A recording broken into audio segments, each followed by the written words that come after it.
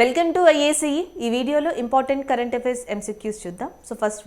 First question చూద్దాం. Which country becomes first gulf nation to open embassy in Israel?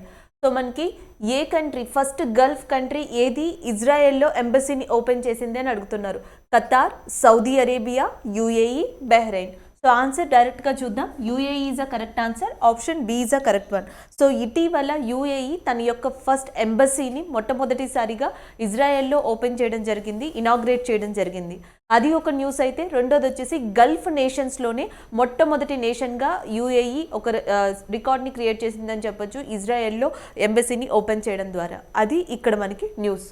Already మీకు తెలుసు UAE యొక్క ఏదైతే క్యాపిటల్ ఉందో క్యాపిటల్ వచ్చేసి అబుదాబి అని చెప్పి. అండ్ నెక్స్ట్ బహ్రెయిన్ యొక్క క్యాపిటల్ వచ్చేసి మనామా.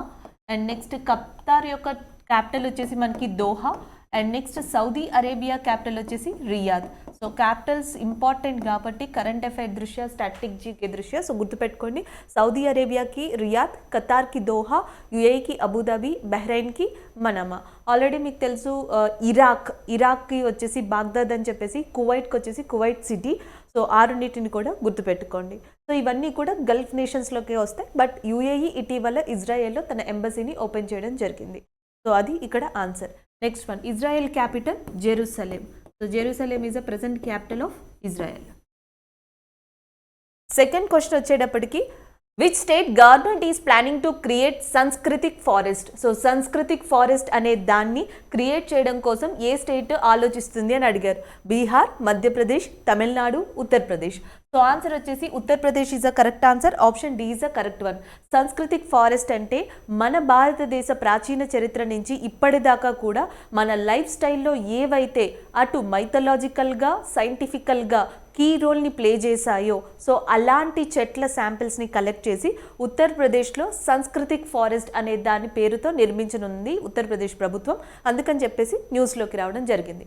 అలాగే ఉత్తరప్రదేశ్ యొక్క గవర్నర్గా ప్రస్తుతం పనిచేస్తుంది మనకి ఆనందీబెన్ పటేల్. సో ఆనందీబెన్ పటేల్ గారు మనకి గవర్నర్గా ఉన్నారు ఉత్తరప్రదేశ్కి. అండ్ సీఎం ఆల్రెడీ మీకు తెలుసు యోగి ఆదిత్యనాథ్. అండ్ ఈ రెండింటిని పక్కన పెడితే ఆల్రెడీ మనం దీని గురించి డిస్కస్ చేసాం, సాంస్కృతిక్ ఫారెస్ట్ అనే దాని గురించి. ఇలాంటి కాన్సెప్ట్ ఆల్రెడీ లాస్ట్ ఇయర్ ఇండియాలో స్టార్ట్ అయిందని ఉత్తరాఖండ్లో, దానికి పేరు వచ్చేసి రామాయణ ఫారెస్ట్ అని పేరు పెట్టారని డిస్కస్ చేసాం.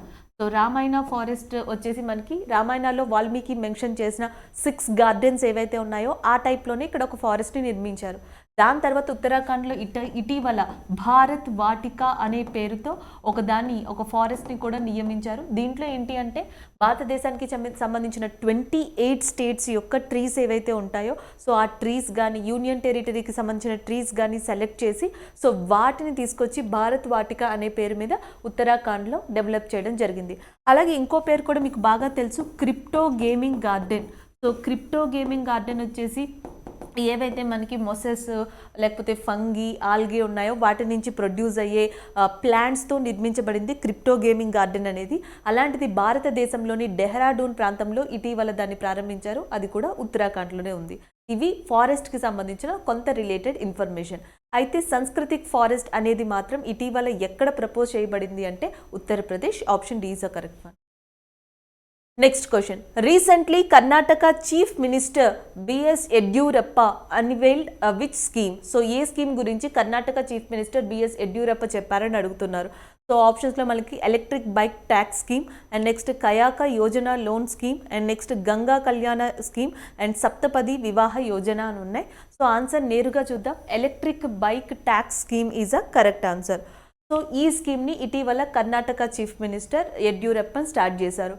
సో దీంట్లో మెయిన్గా అంశాలు ఏంటంటే ఈ స్కీమ్ని యూజ్ చేసి ఏవైతే బైక్స్ ఉంటాయో సో ఆ బైక్స్ వచ్చేటప్పటికి 10 కిలోమీటర్స్ డిస్టెన్స్ దాకా మాత్రమే ట్రావెల్ చేస్తాయి. సో దీంట్లో రూల్స్ అండ్ రెగ్యులేషన్స్ అన్నీ కూడా ఈ స్కీమ్లో మెన్షన్ చేయబడ్డాయి. ఎంతవరకు వెళ్ళొచ్చు, ఎవరు అర్హులు, ఏంటి అనేది. నెక్స్ట్ ఇది ఎకో ఫ్రెండ్లీ కూడా. సో ఎకో ఫ్రెండ్లీగా ఉంటుంది, పొల్యూషన్ లెస్ ఉంటుంది. ఏ వెహికల్స్ అయితే మనకి ఎలక్ట్రిక్ బైక్ ట్యాక్స్ స్కీమ్ కింద రిజిస్ట్రేషన్ చేసుకుంటాయో సో అలాంటి వాటికి ట్యాక్స్ ఎగ్జంప్షన్ ఇవ్వడం, ఫినాన్షియల్గా కొన్ని ఏవైతే ఫెసిలిటీలు ఉన్నాయో అలాంటి యూజెస్ని కల్పించడం ఈ స్కీమ్ యొక్క ముఖ్య ఉద్దేశం. అలాంటి స్కీమ్ని కర్ణాటక చీఫ్ మినిస్టర్ యడ్యూరప్ప ఇటీవల స్టార్ట్ చేయడం జరిగింది. అలాగే మీకు ఆల్రెడీ తెలుసు భారతదేశంలోనే అతిపెద్ద 2-వీలర్ ఎలక్ట్రిక్ వెహికల్ ఫ్యాక్టరీని ఏ రాష్ట్రంలో నిర్మిస్తుంది అంటే Ola, that is in Tamil Nadu area. So తమిళనాడులో ఇది నిర్మించబోతుంది, అది కూడా గుర్తుపెట్టుకోండి. అలాగే భారతదేశంలో అతిపెద్ద ఎలక్ట్రిక్ వెహికల్ ఛార్జర్ సెంటర్ని ఇటీవల ఏ రాష్ట్రంలో ప్రారంభించారు అంటే మహారాష్ట్రలోని నావీ ముంబై అనే ప్రాంతంలో ప్రారంభించారు. సో ఇవి ఎలక్ట్రిక్ వెహికల్స్కి రిలేటెడ్గా క్వశ్చన్స్ గుర్తుపెట్టుకోవడం. అండ్ నెక్స్ట్ వన్ చూద్దాం. Recently, which country has begun the construction of the world's first commercial modular small reactor? So ప్రపంచంలోనే స్మాల్ మాడ్యులర్ రియాక్టర్ని ఏ కంట్రీ స్టార్ట్ చేసింది అని అడుగుతున్నారు. ఆప్షన్స్లో India, UAE, China, Israel. So answer వచ్చేసి option B is the correct answer, that is China. దీనికి international atomic energy agency ఏదైతే ఉందో, so international atomic energy agency already 2017లోనే దీనికి యాక్సెప్టెన్సీ ఇచ్చింది స్మాల్ రియాక్టర్ని మ్యానుఫ్యాక్చర్ చేయడానికి.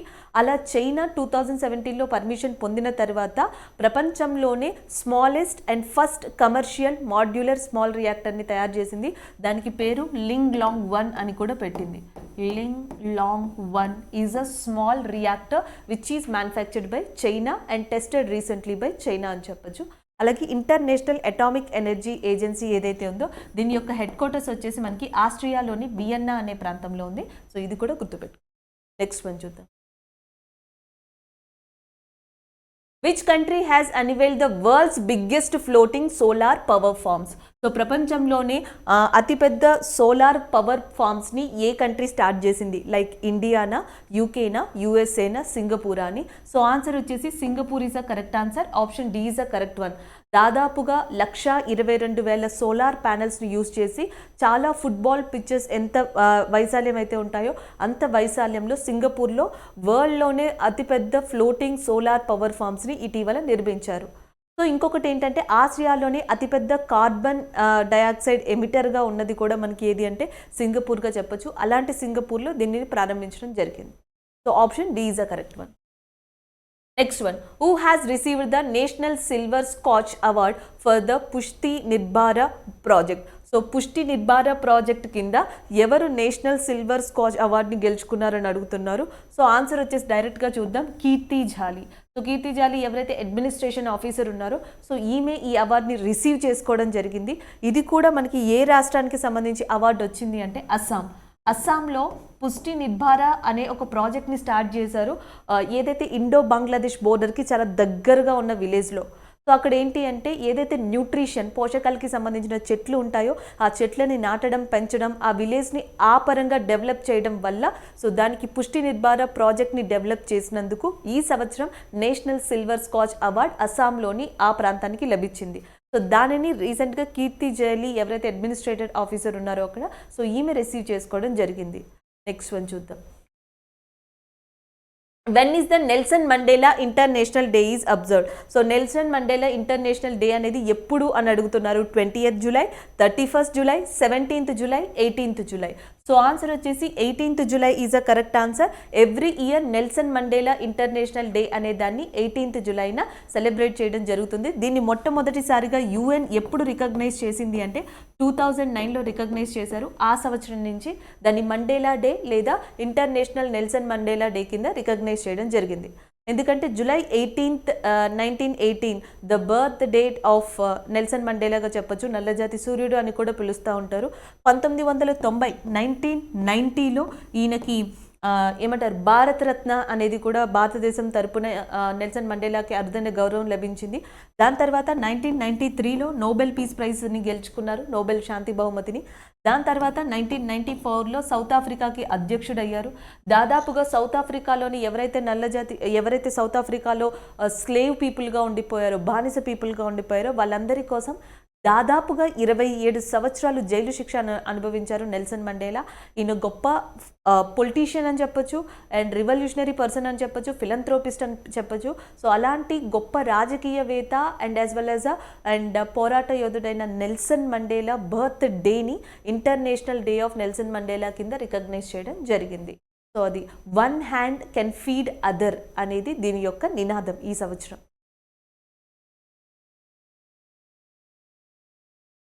Recently, which state government has signed MOU with Institute of Teaching and Research Ayurveda? So institute of teaching and research ఆయుర్వేదాతో ఒప్పందం కుదుర్చుకుంది ఎవరు అని అడుగుతున్నారు. Maharashtra, Telangana, Kerala and Gujarat. So answer వచ్చేసి Gujarat is a correct answer. Option C is a correct one. ఇటీవల గుజరాత్ మరియు institute of teaching and research in Ayurveda ఏదైతే ఉందో ఈ రెండు కూడా ఆయుర్వేదంలో వివిధ వర్గాలకి సంబంధించి డెవలప్మెంట్ కోసం ఒప్పందం కుదుర్చుకోవడం జరిగింది. Option C is a correct answer. Already మీకు తెలుసు గుజరాత్ యొక్క చీఫ్ మినిస్టర్ వచ్చేసి విజయ్ రూపానీ అండ్ గుజరాత్ గవర్నర్ వచ్చేసి ఆచార్య దేవ్రత్. గుజరాత్కి సంబంధించి రన్ ఆఫ్ కచ్ అనేది ఇటీవల న్యూస్లో ఉంది. ఎందుకంటే రన్ ఆఫ్ కచ్లోనే భారతదేశంలోనే సింగిల్ లార్జెస్ట్ సోలార్ పవర్ ప్లాంట్ని త్వరలో ఎన్టీపీసీ రెన్యూవబుల్ ఎనర్జీ నిర్మించబోతుంది. అలాగే భారతదేశంలోని మొట్టమొదటి నేషనల్ మ్యారిటైమ్ హెరిటేజ్ కాంప్లెక్స్ని లోతల్ గుజరాత్లో నిర్మించబోతున్నారు. సో ఇందుకు గాను గుజరాత్ కరెంట్ అఫైర్లో ఉంది. So next వచ్చేసి recently which of the digital platform has been launched by Union Minister Narendra Singh Tomar in the occasion of ICAR 93rd Foundation Day. So Indian council of agriculture research 93rd foundation day సందర్భంగా so Narendra Singh Tomar ఏం launch చేశారో అని అడుగుతున్నారు ఈ కింది వాణిలో. So ఆప్షన్స్లో national digital library of India, Kisan Suvidha and ఈషుద్ సింధు అండ్ కిసాన్ సారథి అని ఉన్నాయి. సో ఆన్సర్ వచ్చేసి Kisan Sarathi is a correct answer. Right information at right time. Right information at right time అనే మోటోతో కిసాన్ సారథి అనే యాప్ని ఫార్మర్స్ కోసం ఐకర్ రూపొందించింది. అయితే దాని 93rd ఫౌండేషన్ డే సందర్భంగా ఇటీవల వ్యవసాయ శాఖ మంత్రి అయిన నరేంద్ర సింగ్ తోమార్ సో దాన్ని రిలీజ్ చేశారు. So option A is a correct answer, Kisan Sarathi. And next one చూద్దాం. Next, recently which railway station has been renamed as Benares railway station by the North Eastern Railways? So ఈ కింది వాణిలో ఏది north eastern railway zone చేత Banaras railway station కింద change చేయబడింది అని అడుగుతున్నారు. సో ఆప్షన్స్ అనేవి చూద్దాం. ఒకటి వచ్చేసి Dandupur railway station. So Dandupur railway station ఉత్తరప్రదేశ్లోనే ఉంది. దీని నేముని మా బహీరాదేవి రైల్వే స్టేషన్ కింద చేంజ్ చేయడం జరిగింది. So Maa Bahir Devi railway station name is a new name of Dandapur railway station in Uttar Pradesh. Next one Allahabad railway station. దీని యొక్క నేమ్ని ఎలా చేంజ్ చేశారు అంటే ప్రయాగ్రాజ్ రైల్వే స్టేషన్ కింద చేంజ్ చేశారు. So right now Prayagraj railway station అనేది అలహాబాద్ రైల్వే స్టేషన్ ప్లేస్లో ఎగ్జిస్ట్ అయ్యి ఉంది. ఇది కూడా ఉత్తరప్రదేశ్లోనే ఉంది. నెక్స్ట్ వచ్చేసి మొఘల్ సారాయ్ రైల్వే స్టేషన్. ఇది చాలా ఇంపార్టెంట్ అని చెప్పొచ్చు. One of the famous railway station in Uttar Pradesh in India. 2017లో ఈ మొఘల్ సారాయ్ రైల్వే స్టేషన్ నేమ్ని కాస్త దీన్ దయాల్ రైల్వే స్టేషన్ కింద చేంజ్ చేయడం జరిగింది. సో ఇది కూడా ఉత్తరప్రదేశ్లోనే ఉంది. అయితే ఇక్కడ ఏమని అడుగుతున్నారు, రీసెంట్గా నార్త్ ఈస్టర్న్ రైల్వేస్ ఏ రైల్వే స్టేషన్ నేమ్ని మనకి ఏమని బెనారస్ రైల్వే స్టేషన్ కింద చేంజ్ చేశాయని అడుగుతున్నారు. సో రీసెంట్ది అయితే ఆన్సర్ వచ్చేసి మనకి option C is a correct answer. ఏదైతే మనకి మందౌది రైల్వే స్టేషన్ ఉందో ఈ మందౌది రైల్వే స్టేషన్ నేమ్ని కాస్త బెనారస్ రైల్వే స్టేషన్ కింద చేంజ్ చేశారు. ఇప్పుడు ఎవరైతే జమ్మూ కాశ్మీర్ లెఫ్టినెంట్ గవర్నర్గా ఉన్నారో మనోజ్ సిన్హా, ఆయన 2009లో ప్రపోజ్ చేశారు ఇలా చేంజ్ చేయొచ్చు అని. 2019లో గవర్నమెంట్ యాక్సెప్ట్ చేసింది. అండ్ రీసెంట్గా నార్త్ ఈస్ట్ రైల్వే జోన్ దీన్ని యాక్సెప్ట్ చేయడంతో దీని యొక్క నేమ్ని బెనారస్ రైల్వే స్టేషన్గా మార్చారు. బ్రిటిషర్స్ ఉన్నప్పుడు ఇది బెనారస్ రైల్వే స్టేషన్ బెనారస్ క్యాంట్గానే రికగ్నైజ్ చేయబడింది. దాని తర్వాత 1990స్లో చేంజ్ చేయడం జరిగింది దీని నేమ్ని. దాదాపుగా 64 సంవత్సరాల తర్వాత తిరిగి అదే రైల్వే స్టేషన్కి బెనారస్ రైల్వే స్టేషన్ అని నేమ్ పెట్టారు. నార్త్ ఈస్ట్ రైల్వే జోన్ దీన్ని యాక్సెప్ట్ చేయడం జరిగింది. దీని యొక్క హెడ్ క్వార్టర్స్ వచ్చేసి north east railway zone head quarters వచ్చేసి మనకి ఏ స్టేట్లో ఉంది అంటే ఉత్తరప్రదేశ్లో. ఉత్తరప్రదేశ్లోని ఎస్పెషల్లీ గోరఖ్పూర్ ప్రాంతం ఏదైతే ఉందో అది నార్త్ ఈస్టర్న్ రైల్వే జోన్కి హెడ్ క్వార్టర్స్గా ఉంది. నెక్స్ట్ వన్ చూద్దాం. Surekha Sikri associated with which field who has recently passed away.